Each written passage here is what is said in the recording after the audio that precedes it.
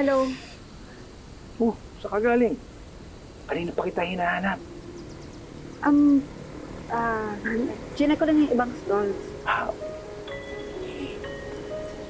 Okay ka lang?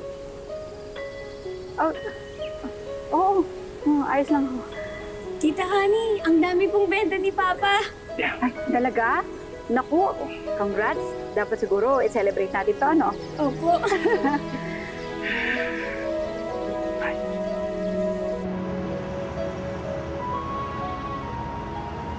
Ang sarap po ng food, Tita Honey.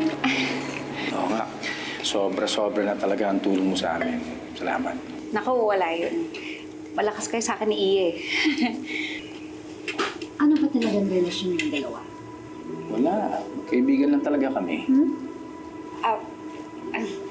Tinulungan niya kasi ako nung naaksidente ako, kaya malaki yung utang na loob ko sa kanya. Pero magkaibigan lang talaga kami. Promise. Kaya tulungan ko lang siya. Ay, Iya, masaya ka ba? Sobra po. Kasi po kasama ko sina Mama and Papa. Pati na rin po kayo, Tita Honey. Ako, sana matupad yung wish mo, no, na magkakasama na kayo forever. Kayo rin po. Sana po huwag na kayong umalis, Tita Honey.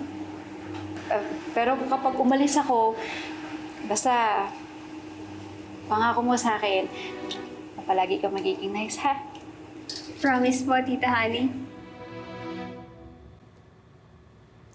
So, nakalis ka na, honey. Oo.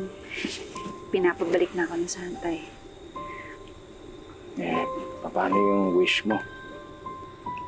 May mga wish naman na hindi natutupad eh. Pero okay lang. Masaya naman maging elf eh. May magic. Saka, salamat sa inyo ni Iya. Kasi kahit sandali lang, experience ko magkaroon ng pamilya. Honey, meron ako sanang gustong sabihin sa'yo.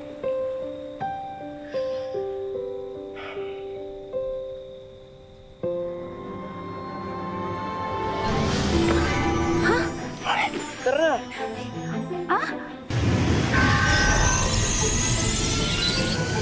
Oh my God! Honey! Ano yung nakita namin? May powers po si Tita Honey! Iya! Hinayaan mo makalapit yung makukulam na yun sa anak ko? Isa, tingnan mo na. Hiya mo akong magpaliwanag.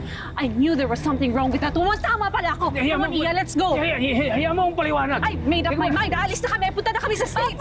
Let's go! Anak, come on! Papa! Hindi tayo safe dito, anak.